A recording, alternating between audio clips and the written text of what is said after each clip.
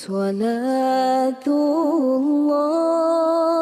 salamullah. Bismillahirrahmanirrahim. Assalamualaikum warahmatullahi wabarakatuh. Bihamdillahi wassalatu wassalamu ala rasulillah wa ala alihi wa sahbihi wa mawalah wa la hawla wa la quwata illa billahi wa ba'du. Alhamdulillah, di pagi menjelang siang ini kembali kita bisa berkumpul bermajlis ilmu di Masjid Nidaul Ilmi Kapling Beliung. Salawat dan juga salam kita hadiahkan kepada Rasul kita Nabi besar Muhammad sallallahu alaihi wa ala alihi wasallam. Ma'asyiral muslimat yang dimuliakan Allah Subhanahu wa taala, pembahasan di pagi menjelang siang ini kita akan membahas tentang wanita-wanita yang dilaknat Allah Subhanahu wa taala dan terancam tidak mendapatkan rahmat Allah, bahkan terancam tidak akan masuk ke dalam surga. Siapa wanita-wanita yang terancam dengan ancaman Allah dan Rasulnya ini? Tentu ini penting untuk disimak, Bu, karena dikhawatirkan di antara sifat-sifat yang akan saya sebutkan di sini ada pula pada ibu-ibu yang ada di sini atau yang ada di luar sana. Siapakah mereka? Ma'asyiral muslimat yang dimuliakan Allah Subhanahu wa taala. Kita tahu bahwa kedudukan seorang wanita dalam Islam itu sangat agung sekali. Ketika wanita itu masih kecil, kemudian dirawat oleh orang tuanya dengan cara yang baik, maka yang merawatnya akan mendapatkan pahala besar, sebagaimana sabda Nabi sallallahu alaihi wasallam. Kalau seandainya kemudian wanita ini sudah besar dan sudah menikah, kemudian dia menjadi istri, maka Islam memberikan pahala yang banyak bagi seorang wanita yang taat kepada Allah kemudian taat kepada suaminya. Dan apabila dia sudah memiliki anak, posisinya sudah menjadi seorang ibu. Dan seorang ibu dalam Islam sangat diagungkan dan dihormati.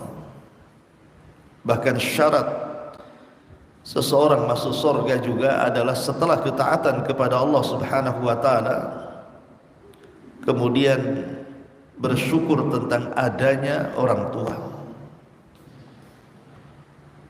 Dan begitu seterusnya. Wanita ini betul-betul mulai dari lahir sampai dia wafat sangat dimuliakan dalam Islam. Tapi masalahnya, ada sebuah hadis yang sangat mengkhawatirkan, di mana Nabi SAW pernah diperlihatkan api neraka. Ternyata penduduk neraka itu kebanyakan kaum wanita.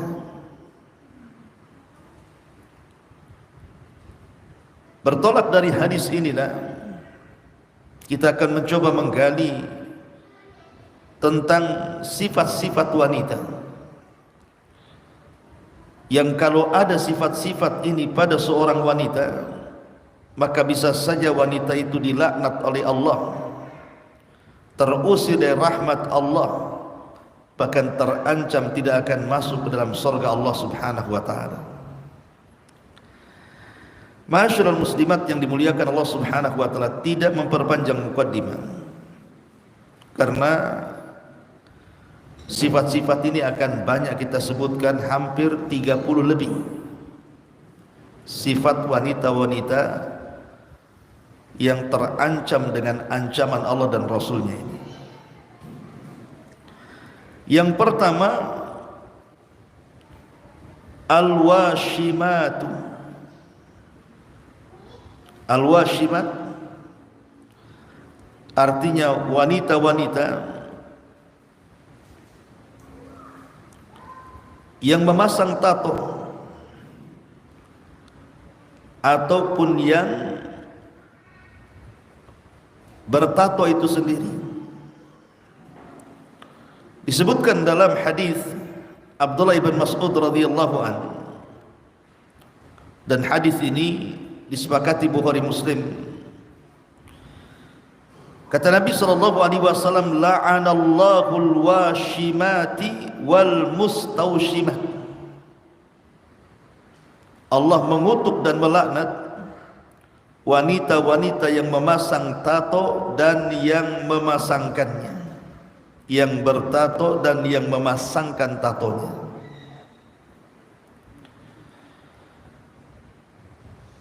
Dan hari ini kita lihat banyak wanita-wanita yang mereka jauh daripada hidayah, seolah-olah mereka memasang tato di badan mereka itu seolah-olah biasa. Bahkan sebagian mereka beralasan untuk kecantikan. Cantik dari mana? Wanita ini dilaknat Allah. Bahkan sebagian para ulama memasangkan tai lalat saja, hukumnya itu haram, tidak boleh. Ibu tidak punya tai lalat nih, tengok ada artis punya tai lalat pula di pipinya, kemudian akhirnya ibu memasangkan tai lalat biar mukanya sama dengan artis. Tidak boleh, ibu. Jadilah diri sendiri, ngapain pula jadi artis? Artis itu tidak ada kemuliaan sama sekali, kecuali mereka betul-betul beriman dan bertakwa kepada Allah Azza wa Jalla. Tapi dunia mereka itu lebih cenderung kepada maksiat dibandingkan ketaatan. Jadi kalau mau meniru, jangan tiru mereka. Tiru wanita-wanita salihah, wanita-wanita yang taat kepada Allah Subhanahu wa taala. Jadi ini yang pertama, wanita-wanita yang ditato. Dan subhanallah, dulu saya lihat itu wanita-wanita yang ditato itu biasanya wanita-wanita non muslim, terutama orang-orang Cina, biasanya turunan Cina itu suka tuh ditato. Mungkin dalam agama mereka nggak ada masalah, tapi ke belakang ini banyak pula orang-orang kita, wanita-wanita yang muslimah malah meniru mereka. Giliran mereka menghapus tatonya, yang muslimah pula menambah tatonya.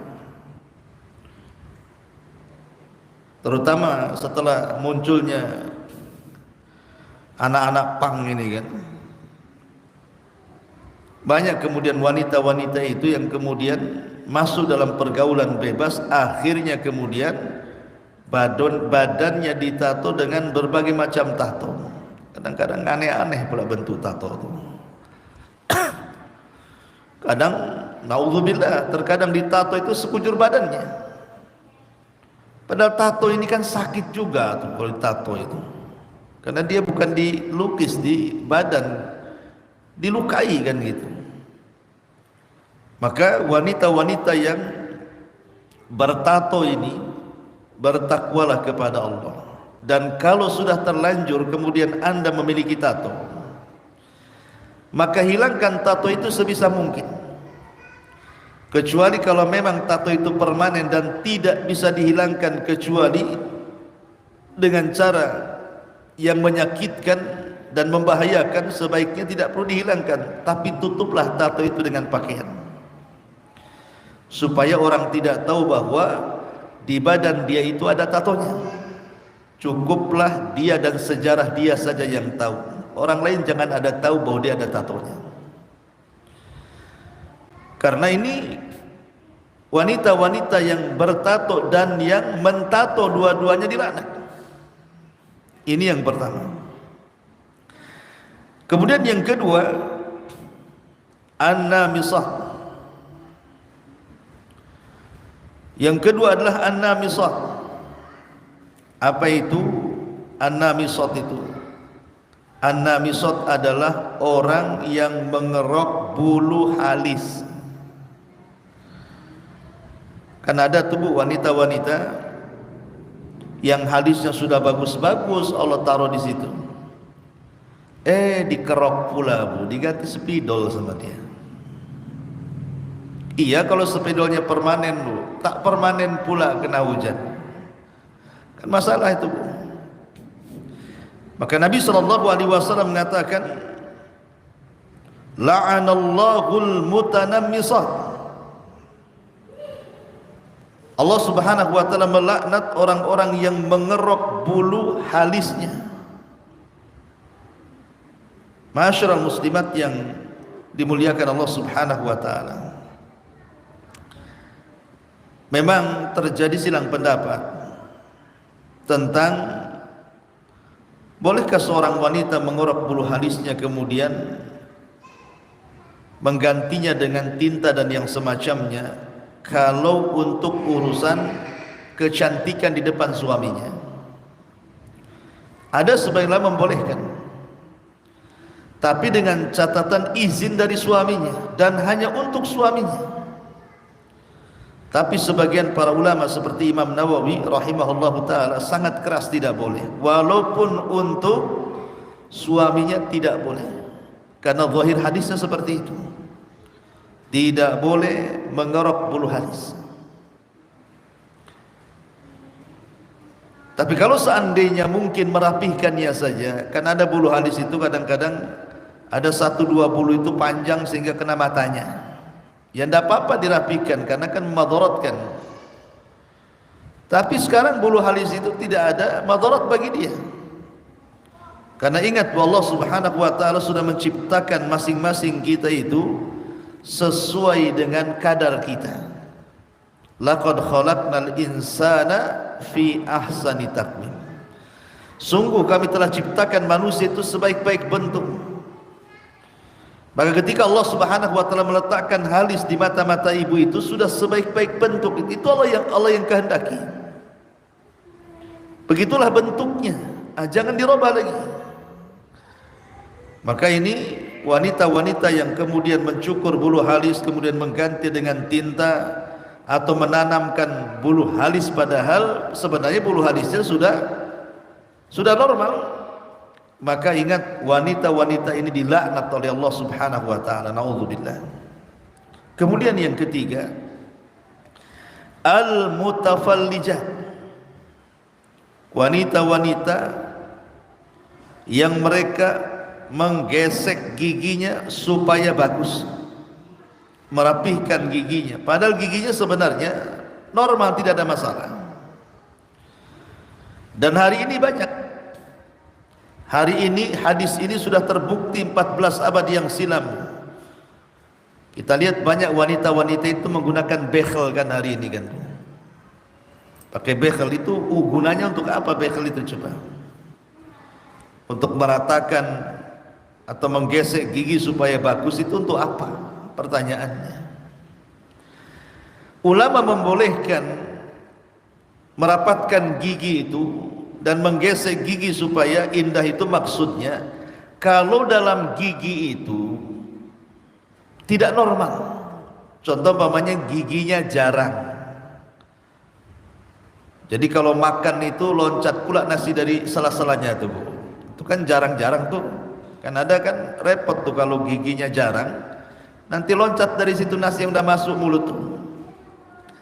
Lah kalau seperti ini ada apa-apa, karena memang asal gigi nggak mungkin seperti itu. Asal gigi manusia itu kan kita lihat bayi-bayi yang baru tumbuh gigi itu, giginya rapat, giginya rapi kan gitu. Jadi kalau sudah rapat, ngapain pula kemudian dikikir lagi? Apalagi hanya untuk keindahan, tujuannya supaya senyumnya itu senyum iklan pasta gigi nampak gitu kan. Untuk apa coba? Kalau untuk memfitnah manusia saja, terlaknat wanita seperti ini. Boleh pakai bekhal, tidak ada masalah, tetapi maksudnya ditinjau dari segi kesehatan. Mungkin ada masalah dengan giginya, mungkin ada kerenggangan dalam giginya, sehingga dikembalikan kepada kodratnya, itu boleh. Ini hati-hati yang masang-masang bekhal ini.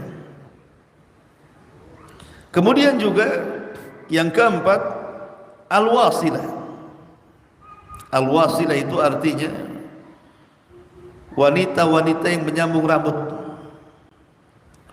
Nabi SAW bersabda dalam sebuah hadis yang dikeluarkan Imam Bukhari, la'anallahul wasilata wal mustawsilah. Allah melaknat wanita-wanita penyambung rambut dan yang disambung rambutnya, baik pelakunya atau yang menyambungkannya. Dilaknat, tidak boleh. Saya ingat dulu Bu, masa-masa saya masih kecil ya, yang namanya rambut di zaman itu dijual belikan, terutama rambut wanita yang panjang-panjang. Itu kalau ke salon dicukur itu bisa dijual tuh rambut itu. Saya heran juga kan, rupanya rambut-rambut itu dibentuk kembali, kemudian digunakan untuk gelung. Ya, biasanya untuk gelung di atas rambutnya, dibentuk kemudian diletakkan di atas kepala. Itu zaman dulu ya. Tapi zaman sekarang tidak, karena sudah ada rambut-rambut palsu. Rambut-rambut palsu yang kemudian diletakkan di kepala, dan warnanya macam-macam. Ada yang merah, ada yang hijau, ada yang macam-macam, kepalangi kan Bu ya. Semua ada di kepala. Bahkan ada yang betul-betul disambungkan dengan rambutnya. Alasannya untuk kecantikan. Ya, memang wanita perlu cantik, tetapi kecantikan seorang wanita itu dilihat dari unsur syariat, bukan unsur hawa nafsu. Maka hati-hati, jangan menyambung rambut, kecuali kalau memang ada madaratnya. Contoh umpamanya ada seorang wanita botak, dia tidak keluar rambut, sementara kodratnya seorang wanita itu kan cantik karena rambutnya, maka itu darurat kan gitu ya. Karena kalau dia botak tidak punya rambut kan tidak tampak kecantikannya. Maka mungkin dalam posisi seperti ini, ad-daruratu tubihul mahdurah. Perkara-perkara yang darurat itu boleh saja membolehkan yang dilarang. Tapi sekarang rambut dia sudah bagus, sudah cantik, ngapain pula kemudian disambung-sambung? Maka wanita-wanita yang menyambung rambut itu terlaknat dalam hadis ini. Ini yang keempat. Kemudian yang kelima, al-mar'atus sakhit zawjuha 'alaiha. Wanita yang membuat murka suaminya. Wanita-wanita yang membuat murka suaminya, maka wanita-wanita ini dilaknat oleh Allah Subhanahu wa taala lewat para malaikatnya. Nabi SAW mengatakan, "Idza da'a ar-rajulu imra'atahu ila firashihi fa'abat fabata ghadban 'alaiha la'anatha al-malaikatu hatta tusbiha." Muttafaqun alaihi. Apabila seorang suami mengajak istrinya untuk melakukan hubungan suami istri, kemudian istri menolak, dengan penolakan istri itu membuat murka suaminya, maka murkanya suami ini kepada istri yang diajak berhubungan dan dia menolak, maka para malaikat akan melaknat istri tersebut sampai dia subuh, sampai di waktu subuh, sampai redha suaminya. Kalau suaminya tidak redha, maka malaikat akan terus melaknat ibu. Dan hari ini banyak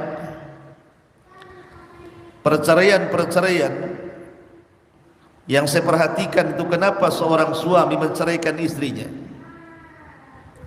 Itu salah satunya adalah faktor biologis, karena selalu tidak mendapatkan keinginannya, padahal tujuan dia menikah itu untuk melampiaskan hasratnya. Atau banyak suami-suami itu yang selingkuh, naudzubillah, karena tidak mendapatkan kepuasan dalam rumah tangganya. Atau banyak percekcokan dalam keluarga ini gara-gara masalah ini. Dalam sebulan ini saya pernah melihat di YouTube kasus tentang seorang suami membunuh istrinya. Ya tentu ini orang awam kan itu ya. Gara-gara apa? Tidak mau melayani suaminya, marah suaminya.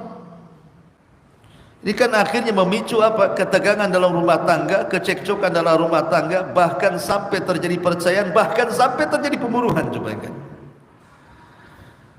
Itu di dunia tuh. Di alam lain malaikat justru lebih sadis lagi karena melaknat dia. Kalau sudah melaknat itu kan dijauhkan daripada rahmat. Sementara kita masuk surga itu karena rahmat tuh. Kecuali ibu ada uzur. Ibu lagi sakit parah, ibu lagi nifas, ibu lagi haid, ya. Atau uzur-uzur syar'i yang lainnya yang ibu tidak bisa melayani suaminya. Itu pun harus minta uzur suaminya. Nah ini juga diantara yang harus dipahami. Kemudian yang ke-6, al-mutasyabbihat birrijal, wanita-wanita yang menyerupai laki-laki. Kan banyak bu, ataupun sebaliknya laki-laki yang menyerupai perempuan, yang disebut dengan bencong kaleng itu. Nah itu wanita-wanita jangan seperti laki-laki.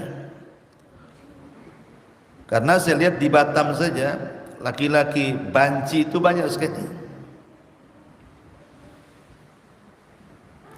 Lah wanita-wanita juga saya lihat sudah mulai itu. Wanita-wanita itu luar biasa coba. Pakaiannya persis seperti laki-laki. Pakai jeans, pakai levi's, ya kan. Baju ketat-ketat. Ya alhamdulillah lah, kadang-kadang ada juga yang atasnya dijilbabi, bawahnya pula diketati, ada juga yang kayak gitu tuh. Ya masih mending lah pakai jilbab kan gitu. Tapi ada yang parah dari atas sampai bawah itu kadang-kadang kalau tidak melihat rambut itu disangka laki-laki tuh. Oh dari belakang itu. Karena masih melihat rambut saja panjang, oh dia perempuan. Tapi kalau seandainya rambutnya dicepak kayak laki-laki, mungkin itu laki-laki orang nyangka. Karena pakaiannya sudah persis gitu ya. Padahal sebenarnya kaum wanita itu harus menggunakan pakaian itu yang lebar-lebar supaya bentuk tubuhnya juga tidak tampak, tidak transparan gitu ya. Ini tidak persis seperti laki-laki. Ini kebanyakan. Yang lebih parah lagi yang terkena penyakit. Yang lebih lagi terkena penyakit seolah-olah dia terlahir laki-laki padahal dia itu perempuan sebenarnya.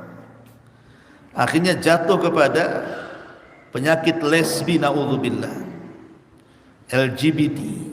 Nah, ini wanita-wanita yang menyerupai laki-laki, hati-hati. Hati-hati bu, jalan itu juga laki-laki ada gaya, wanita juga ada gaya. Cara jalannya saja wanita kan gayanya beda, laki-laki juga beda. Maka ataupun cara bicara ya. Ini yang ke-6. Yang ke-7, zairat al-kubur, wanita-wanita yang sering ziarah kubur. Nabi SAW mengatakan dalam hadis Abi Hurairah radhiyallahu an, kata Nabi SAW, la'anallahu zawaratil kubur, ay kathirat az-ziyarah. Allah melaknat wanita-wanita yang sering ziarah kubur. Kalimat zawarat itu dalam bahasa Arab itu masuk pada kategori siyagul mubalaghah, bentuk yang berlebih-lebihan. Kata Syekh Albani ketika memahami hadis ini, beliau mengatakan maksudnya zawarat itu bukan melarang mutlak wanita ziarah kubur, tidak. Tetapi yang dilarang dalam hadis ini yang sering-sering ziarah kubur. Kalau sekali-kali tidak ada masalah.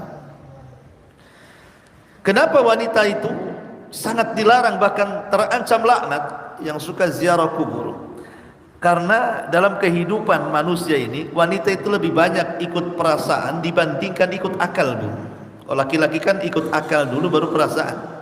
Kalau wanita terbalik, lebih banyak ikut perasaannya dibandingkan akalnya. Bahkan terkadang akal dikalahkan dengan perasaannya, sehingga memicu melakukan hal-hal yang dilarang dalam kuburan. Sedih, akhirnya sedihnya sampai kemudian menangis, menangisnya sampai kepada niyaha, menolak takdir, meraung-raung dan begitu seterusnya. Karena saya beberapa kali menguburkan jenazah itu, banyak kemudian keluarganya dari kalangan wanita itu berteriak-teriak di kuburan. Ada yang sampai guling-guling di kuburan. Nah, itulah kenapa Rasul melarang, karena dikhawatirkan nantinya mengarah ke situ. Ini namanya syaddud dari'ah, sedia payung sebelum hujan. Jangan sampai kejadian duluan. Makanya Rasul melarang, lebih baik wanita itu doakan saja keluarganya di rumahnya saja.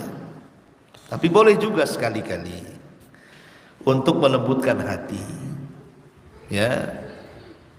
Ya mungkin kalau sudah mulai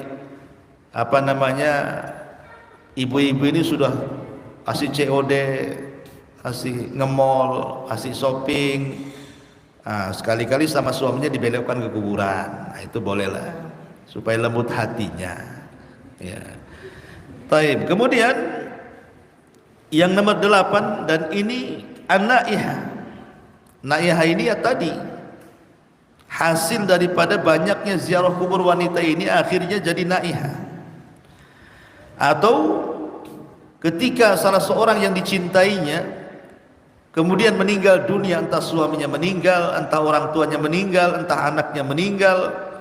Ada sebagian wanita-wanita itu yang mereka kurang iman, atau mungkin tidak tahu hukumnya, atau terkalahkan perasaan akalnya.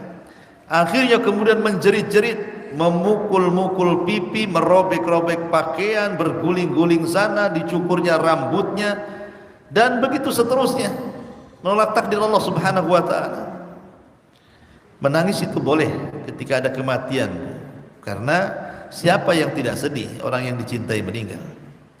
Tapi kalau sampai meraung-raung, memukul-mukul badan, memukul-mukul paha dan pipi, berguling-guling, memotong-motong rambut, ini sudah melampau. Makanya Nabi SAW sampai mengatakan bahwa an-naihatu idza matat wa lam tatub qata Allahu laha thiyaban min qitarani wa dir'an min lahabin nari. Kata Nabi SAW, seorang wanita yang meratap lalu dia mati dan belum bertobat, maka Allah akan memakaikan baginya baju-baju dari timah panas pada hari kiamat, dan baju besi dari jilatan-jilatan api neraka. Naudzubillah. Ya makanya Bu, ibu ini kalau sudah ngaji gini, qadarullah ada keluarganya yang kemalangan, mulai ada orang yang nangis-nangis gak jelas, cepat Bu tenangkan orang kayak gitu. Karena saya pernah pengalaman. Jadi saya diundang untuk mentalkin ceritanya. Jadi ada satu keluarga, qadarullah ayahnya itu sedang sakit parah. Jadi dia nelpon saya, Ustaz bisa aja ke rumah? Bisa gitu. Ada apa? Ini kayaknya ayah saya udah nggak lama-lama katanya. Datanglah katanya. Jadi datanglah saya ke situ. Jadi saya coba mentalkin. Ini saya baru duduk nih di samping ayahnya, baru mau mentalkin. Wah, di luar kamar itu udah menjerit-jerit. Bahkan ada satu anaknya itu yang perempuan itu sudah nggak punya malu, beguling sana, beguling sini, sampai pakainya terbuka, auratnya nampak. Akhirnya ditenangkan, dimasukkan ke dalam kamar, dikunci dari luar. Tetap dia menjerit-jerit. Ini bapaknya belum mati, masih koma gitu ya. Allah takdirkan setelah saya talkin, memang dia mengucapkan kalimat la ilaha illallah, tapi tak jadi mati pula tuh bapak tuh. Ini udah jerit-jerit anaknya. Udah guling-guling, rupanya Allah takdirkan dia sembuh, tak jadi mati. Ya, Allahu alam sekarang gimana? Tapi kan ini belum meninggal padahal. Ada kejadian seperti itu, naudzubillah. Karena ini perkara jahiliyah, tidak boleh. Nabi yang mengatakan arba'un fi ummati min amril jahiliyati la yatrukuhun, kata Rasul. Ada 4 perkara khasnya orang jahiliyah. Apa itu?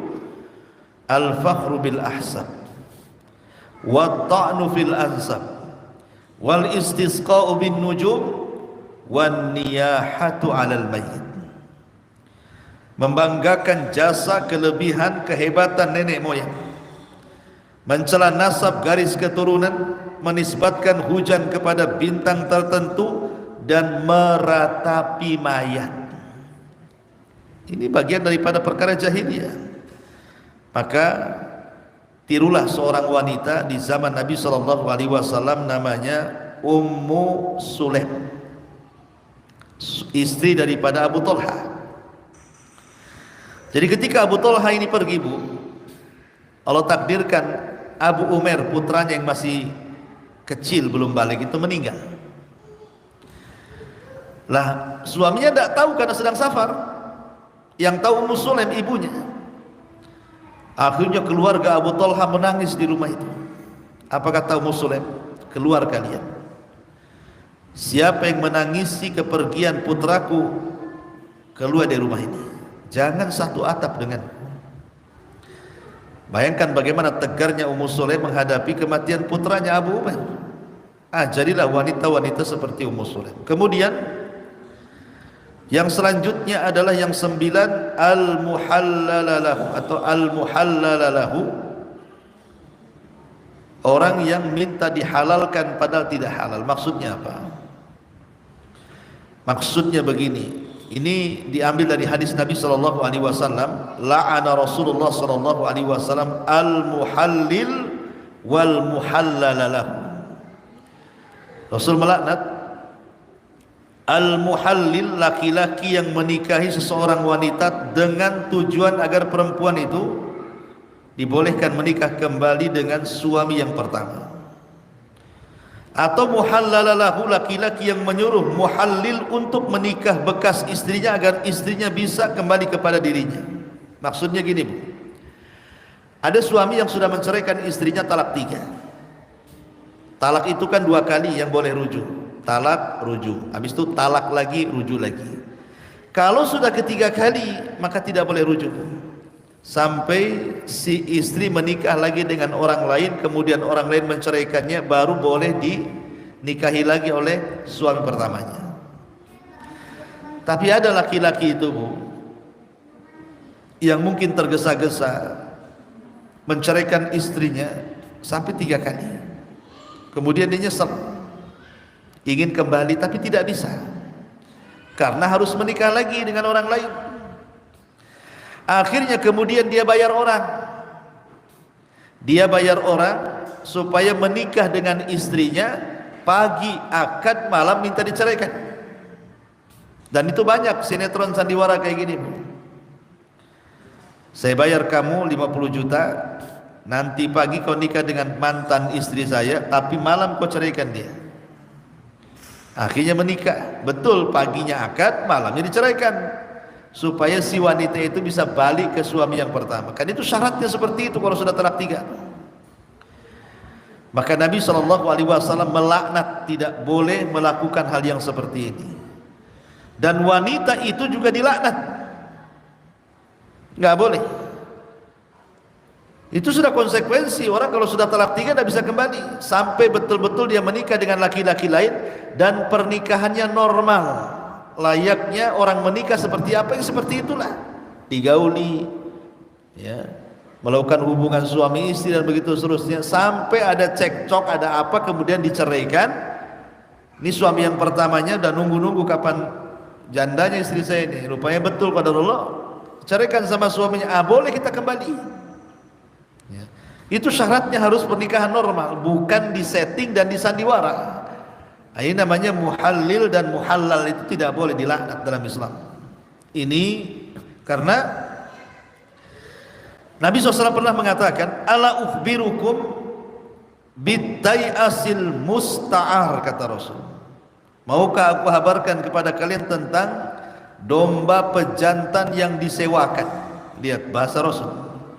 Rasul menggunakan kinayah. Maukah aku kabarkan kepada kalian tentang domba pejantan yang disewakan?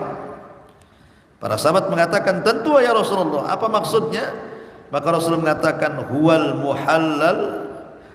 muhallil la'anallahul muhallil wal muhallalalah. Kata Rasul, itulah muhallil, dan Allah melaknat orang-orang yang muhallil dan muhallalalah. Artinya muhallil laki-laki yang menikahi seorang wanita dengan tujuan agar perempuan itu dibolehkan menikah kembali dengan suami pertamanya. Adapun muhallalalahu, laki-laki yang menyuruh muhallil untuk menikahi bekas istrinya agar istri tersebut dibolehkan untuk dinikahinya. Nah, ini semua dilaknat, naudzubillah. Ini yang ke-9. Yang ke-10, al-mutabarrijat, wanita-wanita yang tabarruj. Nabi SAW mengatakan, sinfani, dalam hadis Muslim, sinfani min ahli nar lam arahuma. Ada dua manusia, kata Rasul, di zamanku tidak ada. Subhanallah, di zaman Nabi tidak ada. Adanya di zaman sekarang. 14 abad yang silam Rasul memprediksi akan ada dua kelompok, di zamanku nggak ada. Kemudian Nabi SAW menyebutkan salah satunya adalah nisaun kasiyatun ariyatun mumilatun ma'ilatun ru'usuhunna ka'asnimatil buktil ma'ilah. Wanita-wanita yang berpakaian tapi telanjang. Ya tadi pakainya ketat, pakainya transparan gitu ya. Bukan hanya itu saja, sudah ketat, transparan lagi, berjalan pula melenggak-melenggok sana sini. Terpengaruh dengan model di YouTube, akhirnya dia mencontohkannya. Tidak cukup sampai di situ, bukan hanya sekedar berlenggak-lenggok menggoyangkan bahu punggungnya, rambutnya pula disasak seperti punuk unta. Paham, yang disasak itu maksudnya digelung, kemudian pakai jilbab nampak muncul ke atas gitu kan. Anda wanita-wanita menggelung, kemudian pas ditutup jilbab nonjol pula dia ke atas. Nah, itu tidak boleh tuh ya, karena itu seperti punuk unta, kata Rasul. Maka mereka, kata Nabi SAW, la yadkhulnal jannah, tidak akan masuk surga. Wala yajidna rihaha, tidak akan mencium bau surga. Masuk surga, bau surganya tidak kecium sama dia. Gimana masuknya itu? Padahal kata Rasulullah, inna rihaha la yujadu min masirati kada wa kada. Padahal bau surga itu bisa tercium sejarak ini dan itu. Dan sekarang naudzubillah kan, wanita-wanita yang disabdakan Rasul ini menjadi sebuah kenyataan. Di zaman jahiliyah, Bu, sejahiliyah-jahiliyahnya orang jahiliyah, tidak ada pakaian yang dipakai orang sekarang. Karena ketika Allah Subhanahu wa ta'ala menyinggung soal amalan pakaian wanita-wanita jahiliyah dengan firman-Nya, wala tabarrujna tabarrujal jahiliyatil ula, jangan kalian tabarruj, berdandan seperti orang-orang jahiliyah. Seperti apa sih dandanan orang jahiliyah itu? Para ahli tafsir mengatakan, orang jahiliyah itu mereka pakai jilbab tapi nampak depannya, rambut depannya nampak, kemudian lehernya nampak, kemudian kakinya nampak dengan gemerincing-gemerincing gelang kakinya. Itu gaya model jahiliyah ya, artinya kan badannya masih tertutup, cuman muka leher nampak, kemudian rambut sedikit di depan sama gelang kaki. Nah, kayak pakaian orang India itu ya. Nah, sekarang kita lihat wanita-wanita muslimah hari ini, itu bukan kayak gitu lagi, di telanjang bulat, apalagi di kolam-kolam renang, apalagi kemudian di pantai-pantai, udah gak punya malu. Bahkan ada yang ngonten di YouTube itu, Bu, supaya dapat monet, dapat uang, bisa dia telanjang. Naudzubillah kan begitu, cari uang dengan cara mengumbar aurat. Kata Nabi SAW, wanita ini tidak akan masuk surga, mencium bau surga pun tidak. Kalau mereka wanita kafirah terserah, urusan mereka, lakum dinukum waliyadin. Tapi masalahnya ini wanita-wanita muslimah. Bahkan sudah bukan hanya itu saja, bahkan ada seorang wanita muslimah itu sudah nggak milih-milih makan, babi aja dimakan, pakai basmalah lagi dia makannya. Naudzubillah, ya kan. Nah ini yang ke-10. Karena ini tanda-tanda kiamat masalahnya. Rasul mengatakan, inna min asratis sa'ah an tadhhara thiyabun talbasuha nisaun kasiyatun 'ariyat. Sungguh di antara tanda-tanda kiamat, kata Rasul, maraknya pakaian-pakaian yang dipakai oleh kaum wanita. Mereka berpakaian tapi telanjang. Ini yang nomor 10. Yang nomor 11, Bu, wanita-wanita yang meminta cerai tanpa sebab. Nabi SAW mengatakan, ayyuma imra'atin sa'alat zawjaha talaq min ghairi bu'sin faharamun 'alaiha raihatul jannah. Siapapun perempuannya yang meminta cerai kepada suaminya tanpa alasan, Bu, maka kata Nabi SAW, haram baginya bau surga. Haram baginya bau surga. Makanya Rasulullah mengatakan, la yahillu limra'atin tas'alu talaq ukhtiha litastafrid sahfataha fa innama laha ma qaddara laha. Tidak halal bagi seorang wanita menuntut talak saudaranya agar dia dapat menggantikan tempatnya. Sesungguhnya baginya adalah apa yang ditakdirkan untuknya. Seperti mamanya Affan, ada seorang suami, istrinya dua, kemudian dipengaruhi itu rumah tangganya biar cekcok, diadu domba supaya si istri pertama atau kedua itu meminta cerai kepada suaminya supaya dia menduduki kedudukannya. Tidak boleh, itu sudah takdirnya seperti itu, ya. Maka ini, kalaupun terjadi seperti itu, apalagi tidak berpoligami, ibu satu-satunya istri suami, hanya gara-gara masalah sepele tiba-tiba minta cerai. Boleh minta cerai, tidak dilarang. Tetapi kalau ada udzur syar'i, seperti suaminya zalim, suka mukul, suaminya tidak sholat gitu ya, suaminya fajir, jahat dan begitu seterusnya, ya mungkin.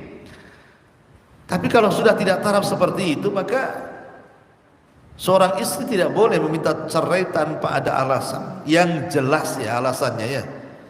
Ini yang ke-11. Yang ke-12, wanita yang berlebihan dalam berkabung.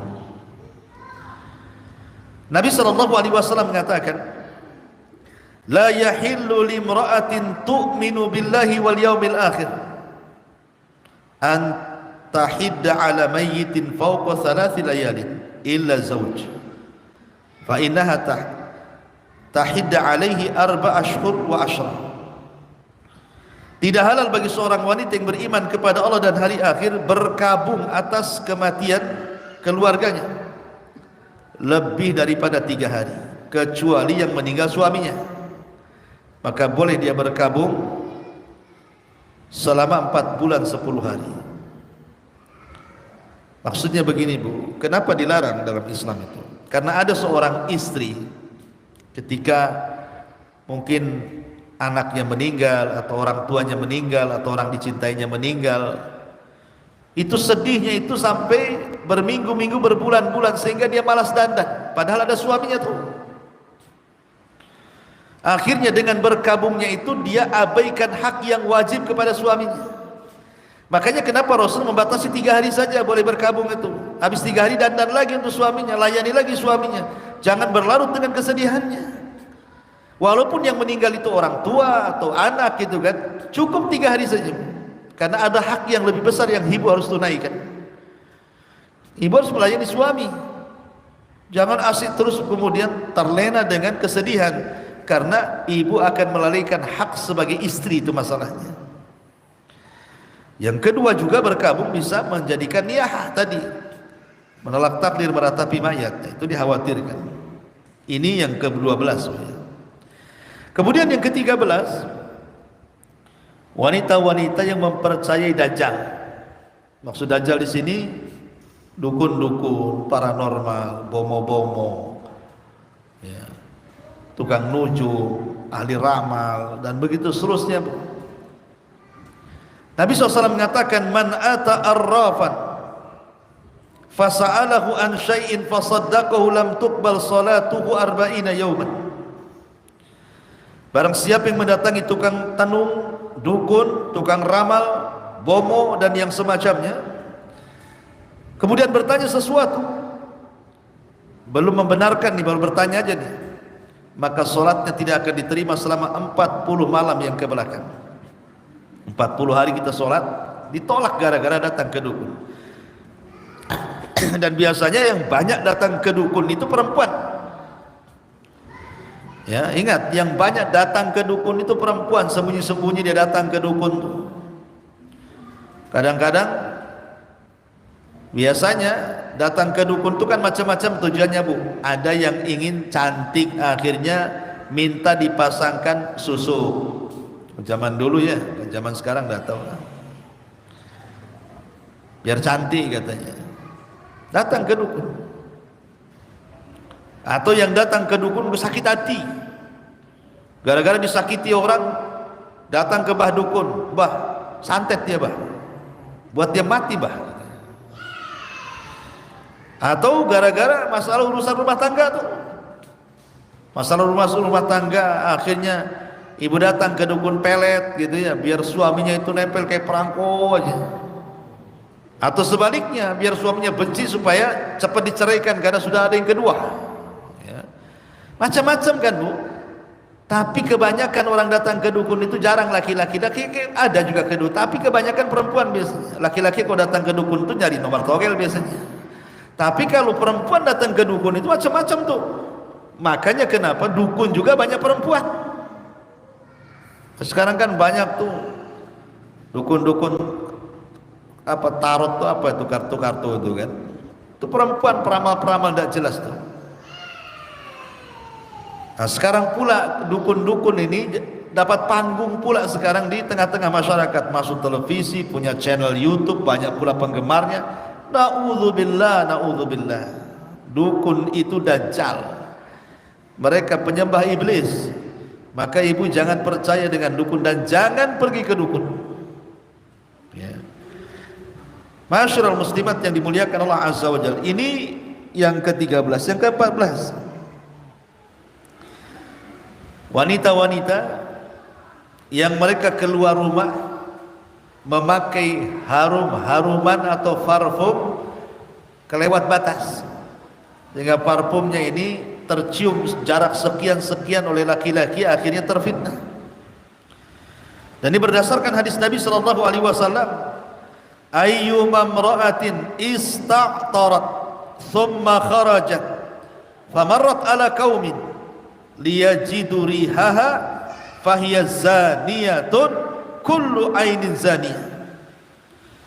Wanita mana saja yang memakai wewangian lalu ia keluar dan melewati para laki-laki sehingga tercium sebagian dari wanginya, maka wanita itu dikategorikan wanita pezina, dan setiap mata yang melihatnya juga mata-mata pezina. Naudzubillah. Karena ada tuh wanita-wanita memang keluar tujuannya untuk itu, ya, berdandan ala jahiliyah, kemudian disemprotkan minyaknya hampir 1 tabung habis gitu ya. Kemudian keluar rumah terfitnah, ini bawa apa ini kan? Maka ingat, wanita ini dikategorikan wanita pezina, dan yang melihatnya juga dikatakan laki-laki pezina. Naudzubillah. Ini yang ke-14. Yang ke-15, wanita yang safar tanpa mahram. Wanita yang safar tanpa mahram. Nabi SAW mengatakan, la yahillu limra'atin tu'minu billahi wal yawmil akhir an tusafira yawman wa laylatan laisa ma'aha dhu mahram. Tidak halal bagi seorang wanita yang beriman kepada Allah dan hari akhir bersafar sehari semalam tanpa disertai mahram. Ya. Nah, ini uzan lu. Kita cukupkan sampai nomor 15 separuhnya. Nanti separuhnya kita lanjutkan minggu depan. Karena suara juga nggak bisa dengar ya. Subhanakallah bihamdika asyhadu an la ilaha illa anta astaghfiruka wa atubu ilaik. Allahu ta'ala alam. Assalamualaikum warahmatullahi wabarakatuh.